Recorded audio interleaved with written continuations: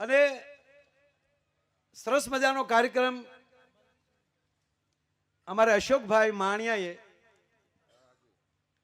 સરસ મજાના ગણપતિ વંદના કર્યા અને એને મારા ઘણા સમય પછી મને સાંભળવાનો મને આનંદ થયો. સંકોચ કરતા હતા મને કે તમે ચાલુ. ના મેં કીધું અહીંયા મારું તો ગામ છે. તો મને કે અમારું ગામ છે. મેં કીધું એ બે ખોટું બાધાય નહીં, તું ચાલુ કરી દે. પણ ખૂબ સારું એણે ગાયું. છેલ્લે દરેકના અવાજ આપણને એને સંભળાવ્યા. હજી એને ખાલી ટેલર સંભળાવ્યું છે, હજી અવાજો બધા બાકી છે, એને મન ભરીને સાંભળવાનું છે. બેને પણ ખૂબ સારું ગાયું. ભાઈ ઘનશ્યામભાઈએ મીંદડાથી ચાલુ કર્યો. માણસને મીંદડું આડું ઉતરે તો અપસગન થાય, આને હકન કરે. લ્યો મીંદડું લ્યો. હરેશભાઈ સરસ મજાનો પણ હું આવ્યો ત્યારે બોલતા હતા. એટલે અને પાછા અમારા સાજિંદા અમે બે ભેગા થઈ ગયા. ત્યારે પ્રોગ્રામ નક્કી કર્યો ત્યારે કીધું મને કે અમારા સુરતથી અશોકભાઈને આવવાના. તો કાંઈ વાંધો નહીં.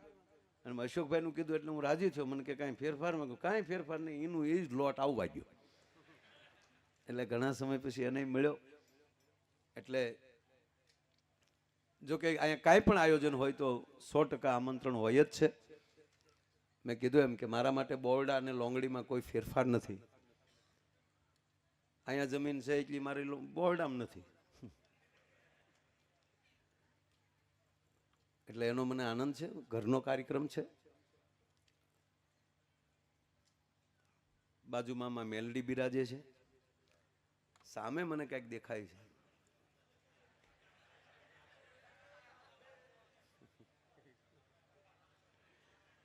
ગમે એવો પાવર વાળો હોય ને ભાડે ને તો ઢીલો પડી જાય. ખબર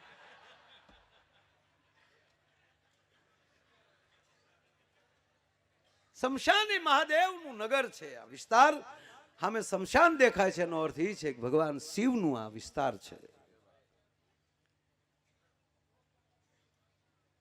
એક જણો કાળી સૌદેશ નથી ફૂલ થઈ ગયો.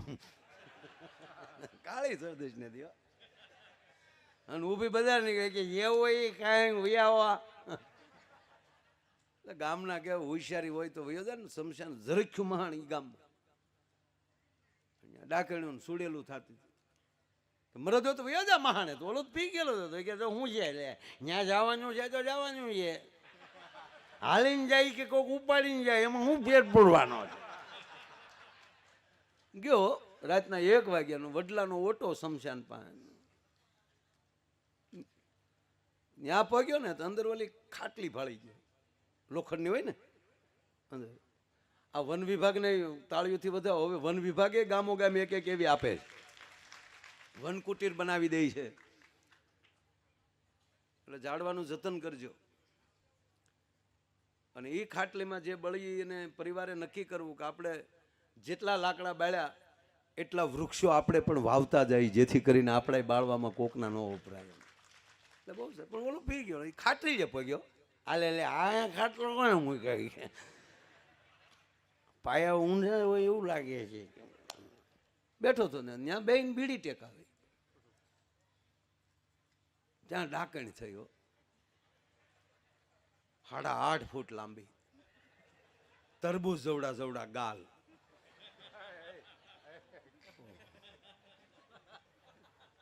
ભંભૂટિયા દીકરો ડાયો છે. સેન્ટિંગના હરિયા જેવા વાળ, અવડા નખો, મોટી મોટી આંખ્યું.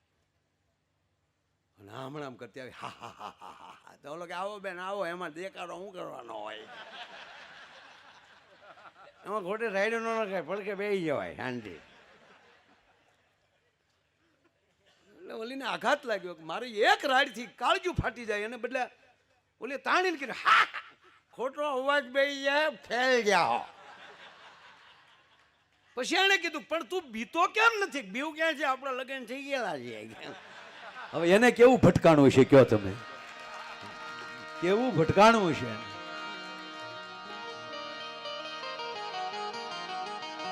સાહેબ, આપણો દેશ, આપણો રાષ્ટ્ર એ શક્તિ ઉપાસનાનો દેશ છે.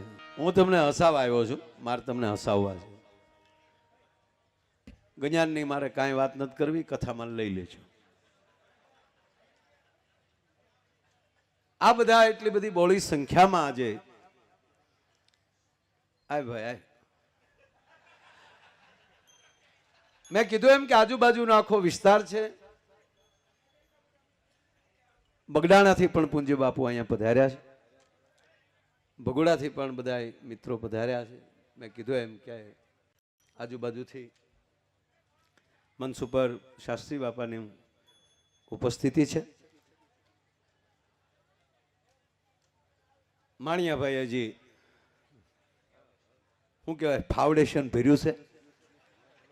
ખરેખર આને અરે બહુ પેલા અમે બહુ મજા કરતા હતા પેલા, એટલે અમે મળીએ એમ કારક પણ હમણાં આ વખતે થોડોક લાંબો પલો થઈ ગયો, ઘણો સમય. કારણ કે એ સુરત રહેવા આવી ગયા ને, તો નહીતર 2 કડી રહેતો, 2 કડી, અને 2 કડી જ ગાતા, 2 કડીમાં ગાતા, 2 કડીમાં ઘણું ગાતા. એટલે આજે ઘરનું મેં કીધું એમ કે આ કોઈ અહીંયા આવીને જમાવી દેવું ને એવું નથી, ઓટોમેટિક જામે. એક રાજા હતા, એ રાજાના એક પ્રધાનને સરસ મજાનું અંગરખું પહેરેલું, અને રાજાની નજર ચોંટી ગઈ. ભાઈ ભાઈ આ પ્રધાનનું આવું સરસ મજાનું અંગરખું સીવ્યું કોને? પ્રધાનને બોલાવે છે. પ્રધાનને કીધું પ્રધાન અહીંયા આવો, આ કોની પાસે તમે સીવડાવ્યું? કે મારો મિત્ર છે એક દરજી, બોલાવો એને. એને બોલાવે છે. રાજાએ કીધું લે એટલી હોના મોર, તને જે સારું લાગે એવું કાપડ લેજે, પણ આ પ્રધાને જે પહેર્યું છે એનાથી હવાયું બનાવજે. જી મહારાજ. એ દરજીભાઈ હતા, એ સોનામોર લઈને વયા ગયા. સરસ મજાનું કાપડ લીધું, મહારાજાનું સરસ માપ લીધું, અંગરખું તૈયાર કરીને મહારાજાને આપ્યું. મહારાજાએ પહેર્યું, પણ પ્રધાનને જે પહેરેલું હતું એવું ફિટ ન થયું. ફરી વાર કીધું કે ભાઈ તું ભય મૂકી દે, ભય મુક્ત થઈ જા. જે તે પ્રધાન માટે બનાવ્યું એવું સરસ બનાવ્યું, હજી એવું ફિટ નથી થતું. સાહેબ 3-4 ટ્રાય કરી, પણ જે પ્રધાને પહેર્યું તો એવું ન થયું. અને ત્યારે મહારાજા કહે છે તું એવું કેમ નથી બનાવતો? તો બાપુ માફ કરજો, એવું નહીં બને. હે કે એવું નહીં બને? ભાઈ અવાજ ઓછો કરજો, ને અવાજ ઓછો કરજો. એ દીકરી નહીં લાવો બેટા, અહીં આવી જા. ભાઈ આના માવતર ખોવાણા છે. આપણે દીકરી તો અહીંયા જ છે, એ ખોવાણી નથી કેમ કેવું? રમતી રમતી વહી આવી હોય ને, રમતા હોય બાળકો, માવતર અહીંયા જ બેઠા હોય. અહીંયા હાલ આપણે ચા ને ચોકલેટ ને આપણે બધું કરીએ. અહીંયા જો હામાં જ છે, અહીંયા ને અહીંયા જ હોય. કહું ને રમતું રમતું બિચારું એ આખું વહી ગયો. આ કૃષ્ણની વાહળી સાંભળીને જો આપણે ઓલું થતું હોય તો આ રામાપીરના પ્રોગ્રામમાં એવું રહે જ. કાન તારી મોરલીએ મેં તો રોતા બાળ મિલા, એનો કારણ આ ભાવ. બાળક રમતું રમતું ક્યાં વયું જાય? એના ઘણા તો સોમશો કહેવા હોય, પડખેલ ક્યાંય લઈને વી આવે. ઈ બાને એને ટેજ માંથી આવવા મળે.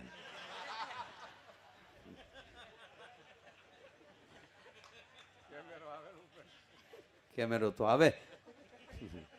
મૂળ વાત, જ્યાં મારી વાત, મહારાજે કીધું તું આવું આવું કેમ, પ્રધાને જે પહેર્યું એવું કેમ નથી બનાવતો? ત્યારે એ દરજી કહે છે કે મહારાજ માફ કરજો, પ્રધાને પહેર્યું એવું નહીં બને. કે કેમ? કે તમારા અંગરખામાં હોના મોરના ટાંકા લાગે છે, અને આ પ્રધાનના અંગરખામાં મિત્રતાના ટાંકા લાગે છે. એમ આ લોંગડીનો પ્રોગ્રામ